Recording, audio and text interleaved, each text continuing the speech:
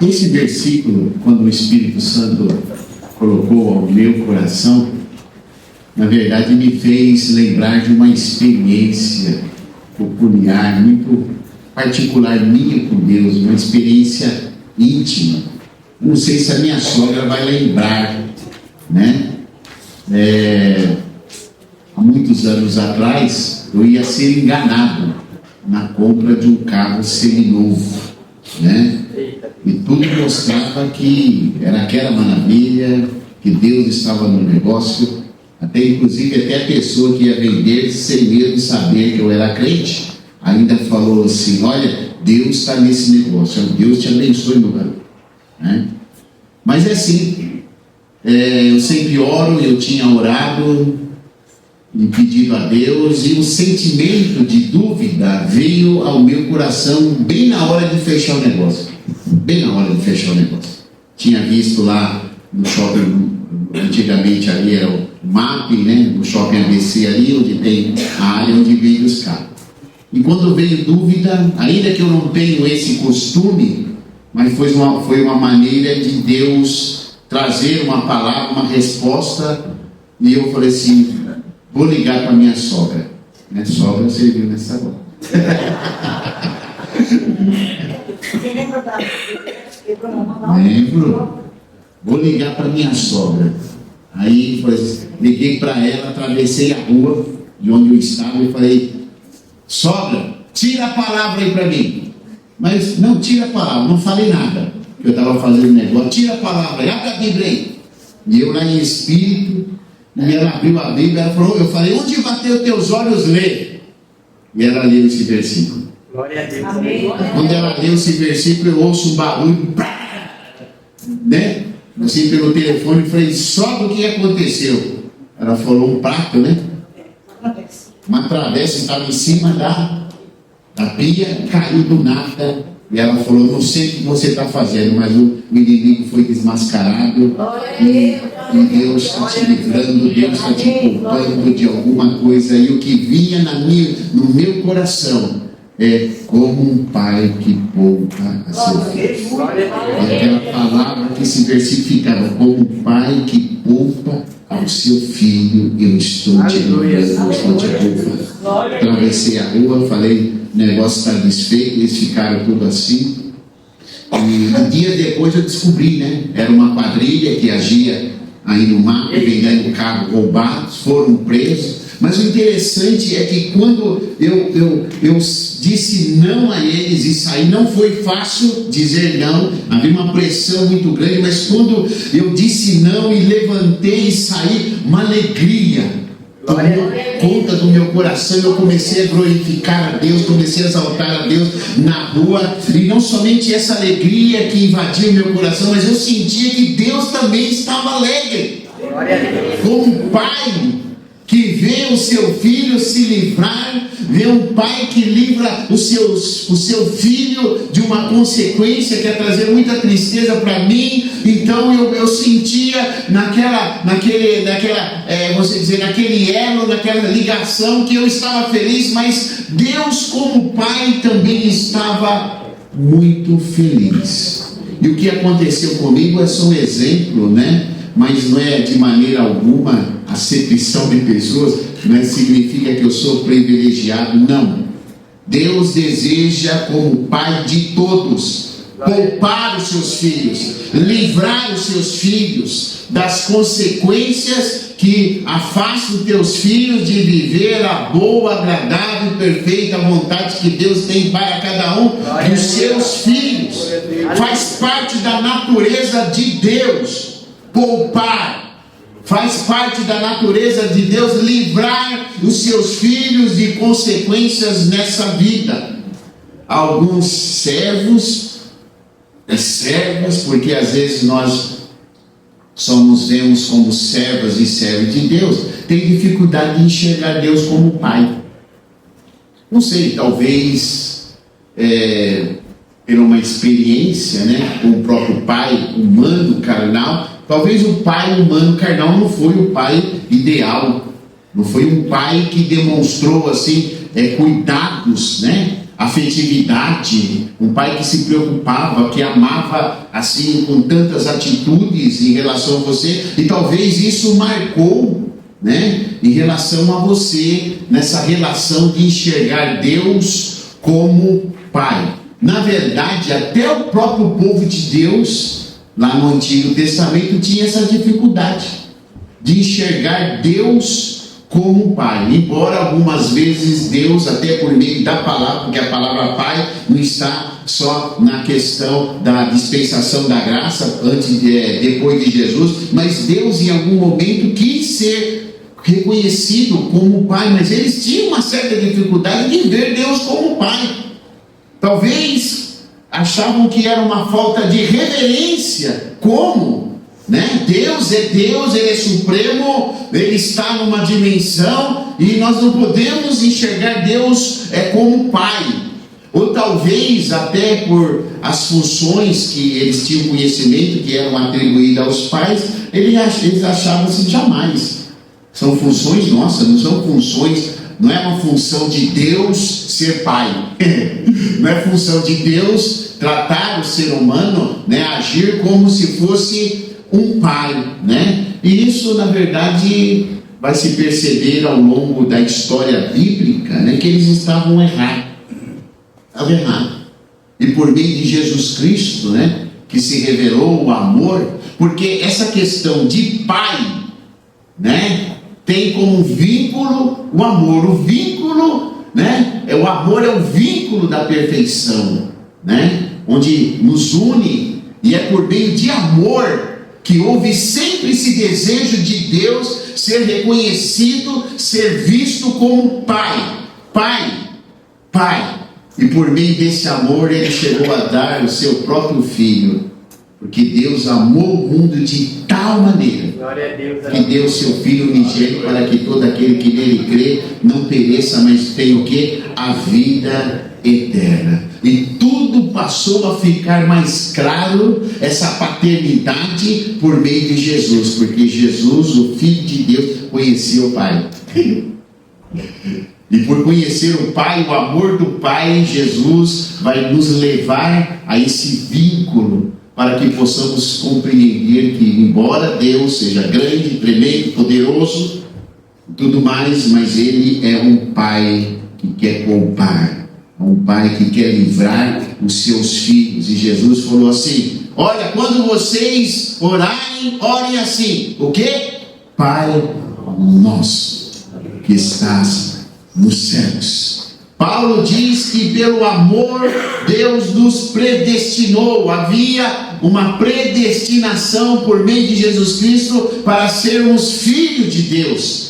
Efésios 1:5. E em seu amor nos predestinou para sermos adotados como filhos, por intermédio de Jesus Cristo, segundo a benevolência da sua vontade. Havia uma vontade de que Deus pudesse ser reconhecido como Pai e nós pudéssemos nos enxergar como filhos de Deus. E por adoção nós nos tornamos o quê? Co-herdeiros juntamente com Cristo, Filho unigênito.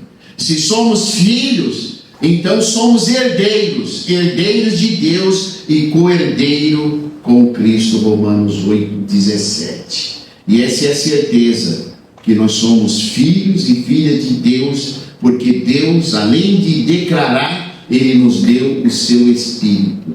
E o Espírito Santo declara o que é ao meu espírito, ao teu espírito.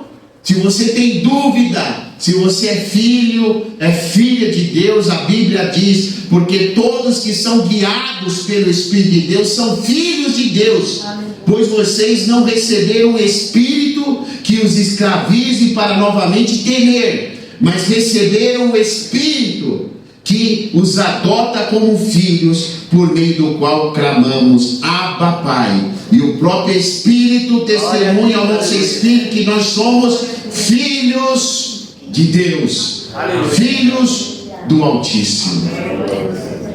E Deus, como Pai, Ele se assemelha um pouco ao Pai humano, né? que verdadeiramente ama os seus filhos, né? Não é tão diferente disso. A diferença é que Deus nos ama muito mais que o nosso pai humano. Isso, Deus nos ama. Se você considera o seu pai, você tem um pai amoroso, né, que se preocupa com você, Deus ama muito mais. Uma outra diferença é que o pai humano, por mais que te ame, ele é limitado. É limitado. Ele vai se esforçar, vai te ajudar com os recursos, com as limitações, né, que ele tem, mas Deus é ilimitado. A Bíblia diz que Deus é onisciente. Pensa num pai que você tem. Você tem um pai onisciente, ele sabe de tudo. Pensa no Deus onipresente, ele está presente em todos os momentos da sua vida. Pensa num pai onipotente, ele tem todo o poder. E ele deseja colocar todos esses atributos a serviço dos seus filhos. Mas colocar todos esses serviços, né, aos seus filhos, na verdade tem um caminho. E é um caminho difícil para nós. Porque essa relação de pai e filho e pais, né, na verdade nos dias atuais, na verdade não tem se estreitado, na verdade tem se alargado, e não é diferente espiritualmente. As pessoas estão se afastando do Pai Celestial por não entender determinadas coisas imprescindíveis. Aqui, conforme o versículo que nós lemos, Deus vai poupar o filho que o obedece, o filho que o serve. A obediência é um caminho muito importante nessa relação. Para que Deus possa agir, né, ele precisa ver a obediência dos seus filhos, para que Deus possa poupar, para que Deus possa livrá-lo. Todo pai deseja que seus filhos sejam obedientes. Todo pai deseja que o seu filho o honre por meio da obediência, irmãos. E não é questão de determinação de autoridade. A Bíblia já declara que o pai é responsável pelos filhos, mas não é isto. O pai, ele vai estabelecer regras e leis, né? Não somente na questão de autoridade, mas é para poupar seus filhos, é para proteger os seus filhos. Há filhos que não entendem isso, não respeitam os pais por causa das regras, das leis. Jesus, ele traz a parábola do filho pródigo, um pai amoroso, um pai que cuidava do filho, mas o filho, em algum momento, por não querer viver debaixo de regras, debaixo de leis, que era a responsabilidade do pai estabelecer e fazer que houvesse o cuidado sobre a casa, porque casa que não tem regra, casa que não tem disciplina, vira casa... Não vou usar o nome aqui não, tem um nome que usa, essa pessoa não merece, né? Vira bagunça. Esse filho decidiu, na verdade, um dia sair debaixo das regras desse pai. E aí ele foi para o mundo. E lá no mundo, ele perdeu tudo. E lá no mundo ele viu, somente com a perda, o quanto era importante a casa do pai. Graças a Deus ele se arrependeu, caiu em si, voltou para a casa do pai. Aquele pai o abraçou, o beijou. Mas entenda que aquele pai, Jesus que está contando essa parábola, Jesus, ele conta essa parábola, mas aquele pai respeitou a decisão daquele filho. Você quer ir embora, você não quer ficar debaixo das regras, você não quer ficar debaixo do domínio da minha autoridade, você não está entendendo que isso é proteção para você. Aquele pai, mesmo com tristeza na alma, ele permitiu que aquele filho fosse embora, mas sabendo que aquele filho iria sofrer e um dia iria dar valor à casa do pai. E esse pai, meu querido, né, que é Deus, às vezes ele respeita as nossas atitudes, decisões, Mas também, meu querido, dependendo da circunstância, da situação, ele vai interferir, irmãos. Você gosta da interferência, você que é filho, você gosta da interferência do seu pai na sua vida? Poucos filhos gostam, né? Poucos filhos. Na verdade, parece que chega um momento na nossa vida que nós queremos ser independentes. Queremos, não é errado ter decisões, né? Mas ter um pai, né? Ter um pai, né? Cadê a Mariana? Está aqui? Não, está com as crianças. Está com as crianças, não posso falar que... As amigas dela estão aí. Não vou falar mal. A Mariana graças a Deus, é obediente, né? O Caleb também, não tem que reclamar dele, mas às vezes eu falo assim: você acha que eu nasci onde? Mariana, você acha que eu nasci ontem? Você acha que esse cabelo que eu não tenho, essa barba branca, eu não nasci ontem, Mariana? O que eu falo é para o seu bem, né? É para que você, na verdade, não venha ter consequências. Mas assim, a gente percebe que filhos não querem interferência do seu pai. E há filhos na fé, filhos espirituais que não está entendendo, que está vendo uma interferência do Pai do céu para poupar você, para livrar você, para evitar tristeza na sua vida. Portanto, meu irmão, minha irmã, pare de interferir na interferência de Deus quanto às suas coisas. Pare. Se Ele é Pai, e se Ele é o Deus da sua vida, permita. Eu aprendi, irmãos, eu aprendi a respeitar e amar as interferências de Deus na minha vida. Quando as coisas não dão certo, não fico murmurando não, irmãos. Fico reclamando, não deu. Se foi colocado em oração, e se não foi coração, deu errado, é uma lição para mim, é um aprendizado de saber que faltou o conselho, buscar o conselho do Papai do céu, faltou alguma coisa, eu errei, não foi Deus. Então eu aprendi, irmãos, a amar. Deus, obrigado pelo sim. Deus, obrigado pelo não. Deus, obrigado pela espera. Sabe por quê? Porque eu sei que esse Deus de amor, ao ponto de dar Jesus Cristo para me salvar, esse Deus me amar quando eu estava no pecado, esse Deus que já deu coisas maravilhosas para mim, Ele é um Deus de amor. Eu sei que a minha vida é nas mãos dEle. É a certeza de que o meu futuro, ao Deus que tudo enxerga, o amanhã, eu sei que é a certeza que o meu futuro está nas mãos de Deus. E se eu ouvir Ele, se eu me atentar para a palavra dEle, Ele vai interferir, Ele vai evitar consequências na minha vida, Ele vai evitar choros desnecessários, Ele vai evitar tantas coisas na minha vida. Por isso eu te amo, Deus. Muito obrigado por ser esse Pai na minha vida. Obrigado por se preocupar nos mínimos e nos mínimos detalhes. E uma das coisas aqui que Deus interfere e que a gente precisa entender, que Deus colocou no meu coração, que Deus interfere nas más companhias. A Bíblia diz: não se deixe enganar, as más companhias corrompem os bons costumes. Pai, mãe, tem uma percepção extraordinária.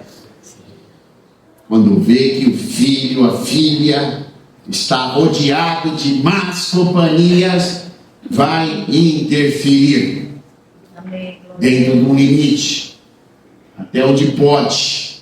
E Deus também não é diferente disso. Quando Deus olha para as suas companhias, a onisciência dele faz enxergar se essas companhias são boas e são más. O que eu quero dizer aqui nessa manhã: pare de cultivar amizades e relacionamentos com quem é falso. mentiroso, caluniador, com quem não gosta de você, deseja o teu mal pelas costas, fala de você. Aleluia. Companhias que te levam somente ao pecado, a infringir as leis de Deus. Entenda que Deus interfere. Não é que Deus deseja mal para essas pessoas, não é que você tem que continuar, ou você vai mudar a cabeça aqui com essa pregação e vai começar a desejar mal para essas pessoas. Não é isso. Ore por elas, mas cuidado com o vínculo de relacionamento. Cuidado com os vínculos das amizades, porque o Deus que é teu Pai, Ele sabe que determinados relacionamentos, determinadas amizades são pedra de tropeço. Vai ser desgraça na sua vida futura. Não vai ter felicidade, vai ter choro, vai ter lamento. E qual é o pai que deixa isso? Não, o pai e a mãe vai tentar interferir. Deus está interferindo, Deus já está mostrando indício, Deus já está mostrando determinadas coisas de amigos falsos, pessoas que não gostam de você, e você ainda continua cultivando isso. Na Labacalabaxéia, Deus nessa manhã, através dessa palavra, Ele falou: máscaras vão cair, e você vai ver, aleluia, que eu sou Deus na sua vida. Eu não vou deixar, como pai, você entrar por essa cilada. Glória a Deus. Aleluia. Calamachuri calabai. Aleluia. Deus, como pai, Ele vai preparar para você amizades sinceras. A Bíblia diz que há amigos que se tornam mais chegados do que irmãos. Aleluia! Cuidado com quem você faz negócio. Cuidado com quem você ouve conselhos. Cuidado, porque através disso as bênçãos travam, a vida fica engessada espiritualmente, porque entra num processo em que o pai não deseja. Nós trabalhamos aqui julgo desigual, né?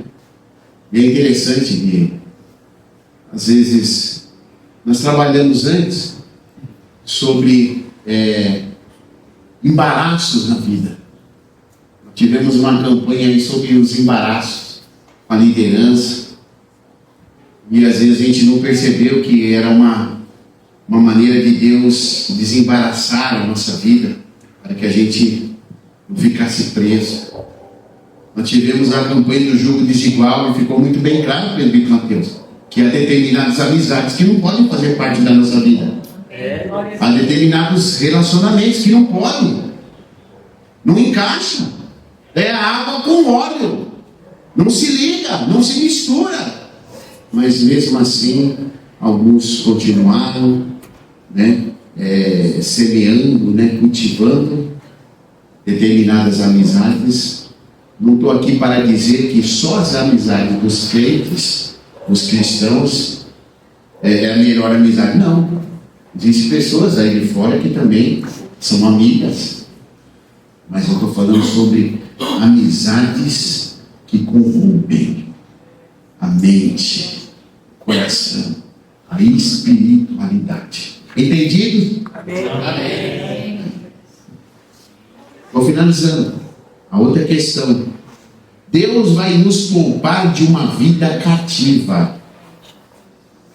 Todo o processo de Cristo na nossa vida foi para nos livrar. Não foi isso? Conhecereis a verdade o quê? E se o Filho vos libertar, o quê? Verdadeiramente sereis livres. Mas só que a gente olha pelo contexto bíblico, né? E aí a gente vai ver aqui exclusivamente Malaquias. A sociedade ali de Malaquias, né, o povo de Deus, estava preso. estava-se como um cativo, né, de determinadas situações. Bem lá atrás, Esdras e Neemias, o pós-exílio, né, o povo sai da Babilônia, Deus usa Esdras, Neemias, usa o sacerdote, né, o sumo sacerdote Josué e outros, para trazer uma restauração novamente. E essa restauração é trazida. O povo é livre do cativeiro e agora começa a reconstruir a vida espiritual na vontade de Deus, mas com o tempo eles acabam se afastando novamente de Deus, e embora eles não estejam mais ali cativos, né, por um rei, um imperador, mas há uma ação em que faz com que eles estejam presos novamente a determinadas ritos, a determinadas coisas que afastam eles de Deus, irmãos, de Deus. E havia muita corrupção. Os sacerdotes se corromperam. Havia corrupção. Os sacerdotes ficavam com coisas que não eram deles. O povo demandou. Havia apostasia da fé. Assim como nos dias de hoje, irmão. Pastores, apóstolos, irmãos, pessoas metendo a mão. Isso não é de hoje, irmãos. Isso não é de hoje. Tem crente desanimando porque as coisas estão ficando feias e já sempre existiu isso. O povo se afastou de Deus, os sacerdotes, a liderança, eles se corrompem em todas as áreas, roubam dinheiro, se afastam de Deus. As pessoas não queriam ir mais cultuar, mais adorar a Deus. E você vai ver, um texto que a gente sempre lê, Malaquias capítulo 3, a respeito dos dízimos, das ofertas. Eles não queriam mais dizimar, eles não queriam mais ofertar. Estava acontecendo lá naquela época, irmãos. E acontece hoje também, né? Mas aí, irmãos, vidas cativas, já não tinham mais a bênção de Deus. Deus quer nos poupar disso. Não entra nessa, meu irmão, minha irmã, não entra. Sempre existiu isso. É só se apostatar, é só se afastar. E hoje nós vamos vendo aí um esfriamento, as pessoas, meus queridos, se afastando de Deus. E para finalizar esse livro, Deus vai querer poupar os seus filhos da condenação eterna. Deus vai usar Malaquias para dizer assim: olha, fiquem na posição de vocês. As coisas tão feias, tão caóticas, tá um caos financeiro, espiritual, na igreja está um caos. Mas Deus usa Malaquias para dizer: olha, obedeçam a Deus, olhem para Deus. Eu, enquanto puder, como pastor, nós temos liderança aqui, irmãos, né? Não tenho que reclamar, irmãos, mas que podem se inspirar. Mas eu estou aqui para dizer, irmãos, o foco da nossa fé, o foco da sua fé não sou eu, não é o presbítero Mateus. Olhe para Jesus, autor e consumador da sua fé. Quando você dá dízimo, você não dá para mim, você dá para o Senhor, e a bênção do Senhor vem sobre a sua vida. É oferta. Quando você vem adorar aqui, não é para ver se o pastor Davi está aqui ou não. Você vem para adorar a Deus da sua vida. Continue. As coisas estão feias e talvez ficam feias ainda mais, mas a palavra de Deus fala que o justo será poupado. Aqueles que não se corrompem, diz aqui, serão como joias aos olhos do Senhor. Sabe por quê? Porque Deus olha para a vida dos seus filhos. Deus olha para aqueles que lhe obedecem, para aqueles que o servem. E aí nós vamos ler aqui na palavra: depois aqueles que Depois aqueles que temiam o Senhor conversaram uns com os outros. Você está sabendo da situação? Você está vendo como o negócio está ficando feio? E o Senhor os ouviu com atenção. Foi escrito um livro como memorial na sua presença acerca dos que temiam o Senhor e honravam o seu nome. Aleluia. Malaquias falou: não se preocupe, porque é um memorial em que Deus está escrevendo o caminho do justo, o caminho daquele que lhe obedece, e o caminho do injusto, o caminho daquele que se apostar da fé. Deus está escrevendo. Mas aí Deus diz assim: no dia em que eu agir, diz o Senhor dos Exércitos, eles serão o meu tesouro pessoal. Quem será esse tesouro pessoal? Aqueles que não se corromperam. Eu terei compaixão, ou seja, eu vou poupar eles, como um pai poupa seu filho que lhe obedece. Então, vocês verão novamente a diferença entre o justo e o ímpio, entre os que servem a Deus e os que não servem. Pois certamente vem o dia ardendo como uma fornalha. Todos os arrogantes e todos os malfeitores serão como palha, e aquele dia que está chegando ateará fogo neles, diz o Senhor dos Exércitos.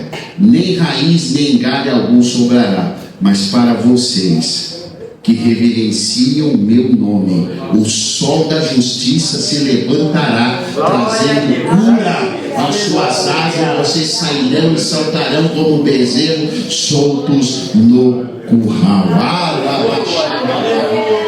Igreja, meu irmão, minha irmã, mantenha a pureza moral, mantenha a espiritualidade, não mude aquilo que é determinado para você. Permaneça, porque Deus está trabalhando nesta manhã. Creia, Deus está interferindo em situações, Deus está entrando em providência e entrará todas as vezes que você o enxergar como Pai. Fique em pé em nome do Senhor Jesus. Glórias ao nome do Senhor Jesus. Glórias a Deus. Você tem visto Deus como um Pai?